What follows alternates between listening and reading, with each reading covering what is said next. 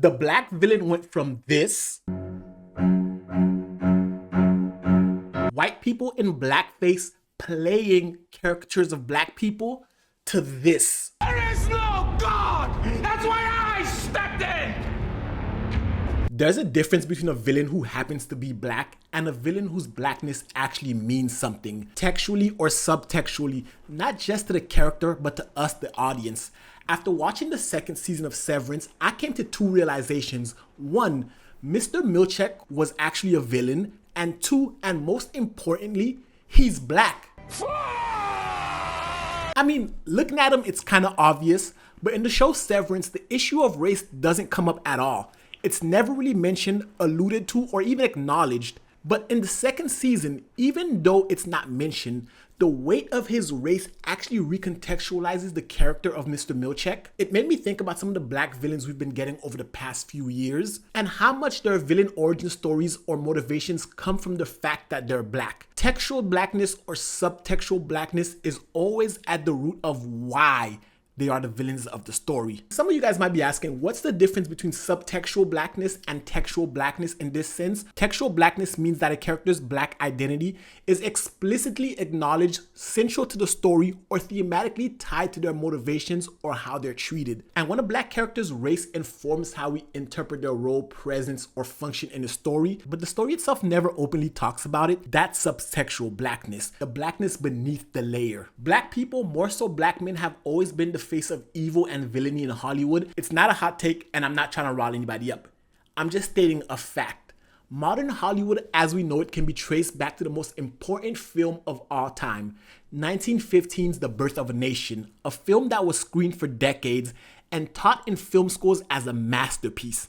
The Birth of a Nation pioneered techniques like close-ups, fade-outs, and large-scale battle scenes, establishing a template that Hollywood is still following today. And for those reasons, the film is considered a foundational work in cinematic history, demonstrating the potential of cinema as both an art form and a media for political messaging. And boy, does it lean into that political messaging when it establishes the first villains of modern cinema, African Americans, aka black people. Here's a quick summary of the movie The Birth of a Nation. It takes place after the assassination of Abraham Lincoln during the Reconstruction era, which is a time period after slavery but before the Jim Crow era. During that time, the recently freed black people in America quickly built themselves up after the Civil War, eventually surpassing white people to the point where it was black people who got to run the military and enforce new laws of equity, diversity, and inclusion. I think DEI is dead, so the black people end up abusing their power and become radical mobs who terrorize helpless white people, driving them out of their homes. As this is happening, one of the white family's eldest son's girlfriend is being forced into marriage with a black man in charge of the black militia. To show how wild all of this is, the white woman ends up jumping off a cliff rather than be with the black man. Her death sparks the flame of rebellion in white folk, and they create the KKK to save the South. That is the plot of the movie. I kid you not. Even though that was the entire ridiculous plot of The Birth of a Nation, it still wasn't the worst part of the movie. The worst part of the movie is the black people in the movie were all played by white people in blackface. This was the movie that was the blueprint for modern cinema, taught in every film school across the country, and I'm willing to bet that your favorite filmmakers studied this movie intensively, forming the basis for everything they know about filmmaking, right down to the black villain being a one-dimensional, rage-filled, and racially charged ignorant caricature. That was the state of black villains for decades, but recently things have been changing.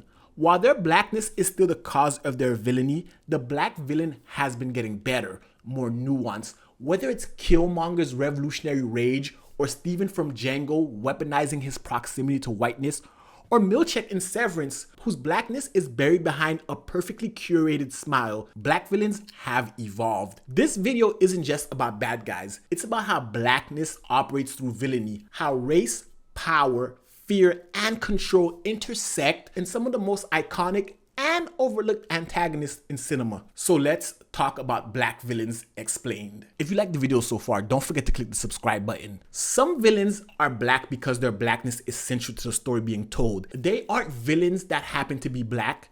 Their blackness is what makes them villains. That's what we call a textual black villain, Before Thanos made his case as the best villain in Avengers Infinity War, the best villain that Marvel had and the perfect embodiment of what it meant to be a textual black villain was with the character of Killmonger. Hey, Auntie. In the movie Black Panther, it is clear that Killmonger isn't just another Marvel villain. This is a global statement, a child of imperialism, a product of American violence, and a sharp critique of racial disenfranchisement. His blackness is textual. It's the whole point. He's the embodiment of black diaspora rage, and there are three things that stand out to me the most when it comes to Killmonger. One, he's a direct result of systemic anti-black violence in the West. Two, he challenges Wakanda's isolationism and the concept of black elitism. And three, he's a different kind of villain, one with a legitimate point. After watching Black Panther, people were having legit discussions about and even had a movement called Killmonger Was Right. And if you look at it from this perspective, they might have a point. Imagine the king that your father swore allegiance to, killed your father, robbed you of your birthright, left you for dead in a harsh land, and after years of training and honing your skills, you managed to overthrow the current king, become the new king, and your first order of business is to destroy the colonial system that was responsible for all the suffering you and your people had to endure. And to do this, you have to wage war against the current world order. What I'm describing to you guys is what we would call the hero's journey. That's the exact journey that Killmonger goes through. The only difference being Killmonger is actually the villain of Black Panther and not the hero. But Killmonger is not wrong. Killmonger is just black. Now that's not to say if anyone else decided to act the way he did in Black Panther, they wouldn't be considered villains, especially if we get into the violence against black women or the fact that Killmonger didn't want to abolish the systems that were in place. He just wanted to replace the people who stood on top from being the white global elites to being black global elites. It's similar to what The Birth of a Nation was trying to portray, but we can see the nuance in the character of Killmonger, which makes him a compelling villain because he is black. And his blackness is central to his goals. It's all about the nuance. Without a nuanced understanding of the black condition, you don't get to peel back the layers of Killmonger. You get the racist nigga caricature from The Birth of a Nation. Without nuance, there isn't a difference between the two characters. They are both black men who come into power and want to harass and subjugate white people using their military might. Think about it, right down to the KKK and CIA parallels. The two biggest organizations that contributed the most to terrorizing black people in America, it's not lost on me that the KKK were the ones who stopped the black people in The Birth of a Nation. And in Black Panther, it was actually the CIA that saved the day at the end that stopped black internationalism. In a universe where organizations like S.H.I.E.L.D. and Hydra exist, it's still CIA agent Ross that infiltrates a black community and destroys their liberation movement. Another aspect of Killmonger is that he is the embodiment of inherent tension between African tradition and African American survival. Which brings us to another example of a textual black villain, Steven from Django. Steven's character is a direct indictment of internalized racism. Steven isn't just a villain, he's the physical manifestation of what happens when white supremacy succeeds in destroying the black identity. This is another cheeky black bugger like yourself, Steven. Playing the role of the loyally oppressed, Steven aids his white master and violently resists black liberation. His only loyalty is to whiteness. Race is an explicitly acknowledged driving factor behind all of his actions. With Killmonger, we saw it in the form of him wanting to upend the status quo. When it comes to Steven, his villainy doesn't come from wanting to upend the system, it actually comes from wanting to uphold the system and continue the current status quo. That's because Steven is a house slave, which invokes the house versus field nigga binary. For those of you who don't know, the house versus field nigga binary is a complicated and often antagonistic dynamic between a house slave and a field slave, where the field slaves were the ones who worked the hard labor, toiling in the fields, picking cotton, sugarcane, or whatever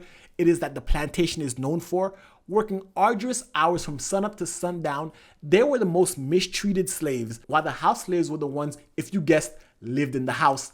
You guessed correct. But they were often better dressed, fed, and treated as much as you can be treated better as a slave. But where the real beef between the house and field slaves came into play was with the house slaves' proximity to whiteness. Oftentimes, this proximity to whiteness granted them special privileges that other slaves didn't get. Steven's closeness to Candy allowed him to wield a fraction of white power. which is why he hates the idea of a free Django, because he's invested in slavery. His power, his worth, his value only comes from what was given to him by his white master. Because of this, he can't let Django pull a fast one on his master. That is why Candy was so comfortable with Steven. They were successful in weaponizing the self-hate inside of Steven. And as hateful as a nigga that Steven was, I don't believe he was born that way. Steven was just born black. And by virtue of being born black in the world that he lived in, they turned him into who he became. A part of me actually feels sorry for him. If you look past those hateful cooning eyes, you see a poor old man who spent his entire life enslaved both mentally and physically. I'm sure he comes from a long family history of slaves. And after centuries of slavery in your lineage, it still doesn't change the fact that he's an evil villain. I just find it hard to honestly believe that his loyalty to whiteness, even while he himself is oppressed, isn't some form of indoctrination. When he sees Django for the first time, he can't believe it. A nigga riding a horse dressed like that, and the way Django carried himself, think about it from Steven's mind for a second. In Steven's mind, he's in the most powerful position a black man could ever hope to aspire to be due to his proximity to Mr. Candy. But Django, by simply being a free black man with power, shatters Steven's perception of reality. The same way when Killmonger as a child saw the death of his father, it showed him what Wakanda can really do. It too shattered his perception of reality. Both characters are textbook examples of textual blackness in a villain. Their blackness, their experience with life, due to the color of their skin, shapes and molds both villains. While both are fueled and driven by the same root cause, which is the way they're marginalized by the society they live in due to their blackness, both of them end up having vastly different ideologies and goals, making both of them villains due to their blackness, but both being polar opposites of each other, and how they embrace their blackness informs their villainy. Those are just two examples of many villains who use blackness as a text, but not every black villain announces themselves as such. Some reflect the fears society projects onto blackness. Others expose anxieties of post-racial systems, from corporations to intergalactic star systems. That's when we get into subtextual blackness, when a black character's race informs how we interpret their role, presence, or function in a story. But the story itself never openly mentions their race or talks about it. It's not in the dialogue. No one says, hey, you're black. That means something. But the way the character is treated, positioned, or perceives still carries racial meaning, especially within the cultural context we bring as viewers, which brings me back to Marvel/Disney. And I promise you, I'm not a Marvel/Disney shill at all.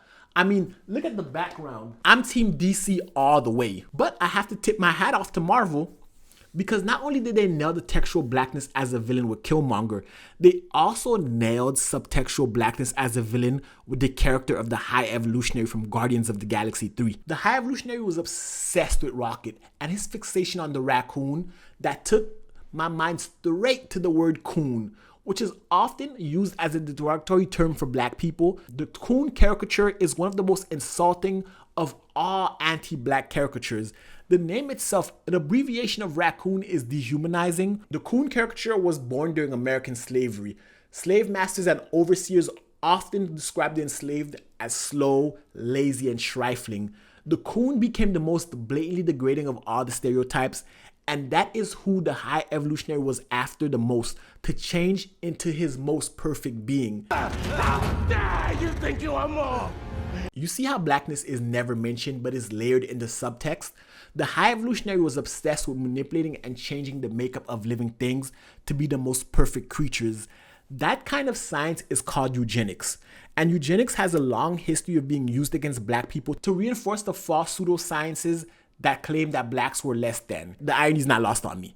A black man is using the tools of racial science to create a perfect society, rejecting the natural way of things that he deemed as inferior creations. The High Evolutionary despises anything ugly, animalistic, or emotionally complex in ways he can't understand. In a subtextual interpretation, this mirrors how some black people, under systemic pressure, internalizes white standards of beauty, behavior, or success, and police their own as a result. The High Evolutionary's blackness is never a part of the plot, but it does reshape the narrative on a deeper level. His presence and his motivation makes some unspoken statements about race, power, and internalized oppression and genre history. But the beauty of his character is, All of that is subtextual. If you're watching Guardians of the Galaxy 3, you don't have to think about any of that to enjoy his portrayal. That's the biggest difference between textual and subtextual. I don't want you guys to think that this is something new though, because the first time I ever noticed subtextual blackness in a movie was in the movie Demolition Man. Demolition Man introduced us to a blonde-haired, blue-eyed character who happens to be a black man, Simon Phoenix, but his race is never actually really addressed in the movie at all, because the whole world of Demolition Man is set in a post-racial utopia of a world.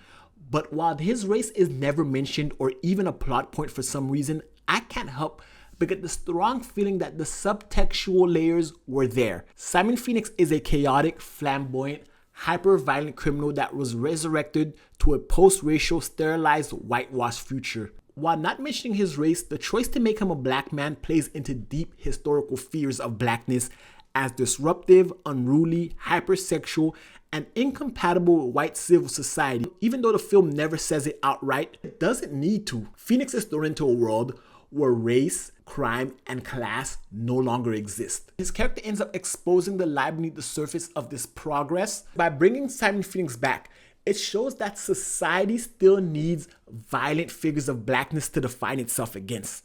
Simon Phoenix is never labeled as a black villain by the narrative, but the way he's used, feared, framed, and designed carries all the textbook examples of subtextual racial commentary. His blackness doesn't need to be spoken, yet it defines how we understand him, the society around him, in a so-called post-racial future. Which brings me to Mr. Milchick, and this one fucked me up for a bit, because while Mr. Milchick has always been my favorite character on Severance, the elephant in the room was never addressed. The fact that Milchick was black. Yet the way he acted on the show, you'd have never guessed that Mr. Milchick actually knew he was black. On the surface, he's just a charismatic company man, albeit a little verbose and kinda zesty, but he was a team player and arguably the most competent of all the Severance employees we've been introduced to so far in the first 2 seasons. He goes above and beyond for the company, working twice as hard as anyone else. Milchick was a company man through and through, one that truly believed in the meritocracy of the corporate system until it reminded him he was just another cog in the system, but not just any cog, a black cog. His blackness is put on display for the first time when he's given a blackface portraits of himself as Kira Egan. His blackness in those portraits add an eerie edge. It invokes the idea of black complicity in oppressive systems, especially systems built to exploit labor and erase identity. Like the Severance program, Mr. Milchick is one of the few non-white figures with some authority inside Lumen, but that power is conditional, based on if he plays his role or not. So he never really questions the system, he only enforces it. His perfect performance, hyper-professionalism, and emotional control echo the pressure many black professionals face in a white corporate America. To be exceptional, non-threatening, and totally loyal. But let's not get smile twisted. Milchick is arguably more savage than anyone else in Lumen. He was the one who killed Annie Irving, and he tried to kill Annie Dillon as well. For those who've never seen Severance, the whole plot of the show is about how your mind gets split into 2 different separate beings, where you have your Annie who goes to work for you 8 hours a day, and your Audi who gets to live the rest of your life. What Mr. Milchick did, when you fire somebody from the Severance program or you terminate them from work, you essentially kill them. Because they're fired, they can no longer come to the Severance floor, and thus they cease to exist, of essentially not just killing them but erasing their existence. Mr. Milchick has no qualms doing this to any of the characters. In the 2nd episode of the 2nd season of Severance, Mr. Milchick was the one who was sent by Lumen to personally fire the Innies, and in the world of Severance, we know that equates to killing them. When the company wanted to bring them back, Mr. Milchick was the one that was against it, preferring to leave them dead. This parallels historical figures of the plantation overseer, who sometimes were black men who were made to police other black slaves for their white masters. While Severance is about memory and identity, his character adds a racial undercut, a black man helping erase others' agency for a system that would just as easily erase him, and it does, or is starting to try to erase him. It's beginning to first with the erasure of his identity, when he's given the Kira Egan paintings in his likeness, which is really just them coloring Kira Egan in blackface. Then to me, the biggest and most egregious example of his erasure was when they tried to control his speech. Remember earlier I said Mr. Milchick was verbose? Well, he's not just verbose. Oh?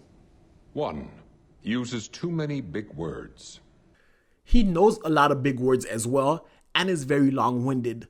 Well versed in historical literature, some people would call him a sophisticated man or an uppity nigga depending on where you stand on your racial beliefs. But Lumen wanted him to dumb down his speech, use less words, less big words, because he confuses the staff and is making them uncomfortable. Because by using big words and showing just how cultured he is, Mr. Milchick is the total antithesis of the traditional coon caricature. Again, it's important to note Severance never mentions his race or brings it up. So when he tries to find camaraderie in another black employee named Natalie at Lumen, as I'm thinking, our experiences here have been similar in some ways. We face similar challenges. due to their corporate position or flat out fear of what addressing that could mean for their careers, they both never really address it, kind of have this weird standoff and brush it to the side, put their heads down and continue working for Lumen despite how it may affect their sense of identity. Mr. Milchick is never called out for being black, but his presence as the face of control, comfort, and complicity recontextualizes the power dynamics in Severance, and to me, that's what makes him the perfect subtextual black villain. You feel the racial tension in his performance and role, even though the show never acknowledges it. While Hollywood still has some ways to go, I'm not gonna lie, I'd like the wide spectrum of ways they're exploring black characters. It's to the point now where there are even hybrid versions of textual and subtextual villains, like Isaac from the animated show Castlevania. I could make a whole other video about Isaac and black characters in film and TV. Let me know if you guys want to hear that in the comment section below. But even if we stick to live action, a character like Sister Sage from The Boys completely flips the script on all of this. Sister Sage is the smartest person in the world of The Boys, regardless of race or gender, something she has been fighting her whole life to be acknowledged. But she's dismissed time after time on account of both her gender and her race. Her descent into villainy is political, racial, and personal.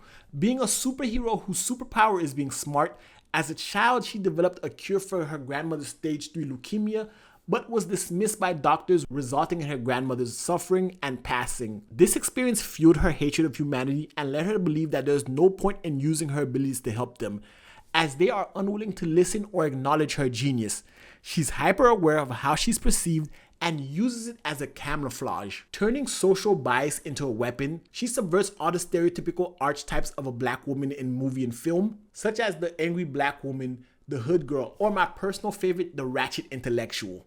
She's calm, collected, and is a mastermind behind everything that's happening in season 4 of The Boys. She even works and takes a backseat to Homelander, a literal fascist who, just like everyone else before him, dismissed her. Her goal isn't to change the system or even uphold the system. Her goal is to destroy it. Knowing she can't do it on her own, she uses Homelander, the very embodiment of the system that has kept her down. Sister Sage isn't just a black villain who happens to be smart. She's a villain because of how she weaponizes her black experience in a white-dominated world. She is what happens when black brilliance becomes black nihilism. But guys, that's just my thoughts. I'd love to hear your thoughts about it. There's a bunch of other black villains I could have mentioned. There's Candyman, there's Alfonso from Training Day. There's a whole bunch of other villains I could have thought about, but I tried to make this video as brief as I could. But what are your thoughts of some of the black characters that I didn't mention? All of that in the comment section below. And if you like this video, give this video a thumbs up, hit the subscribe button. Until next time, peace.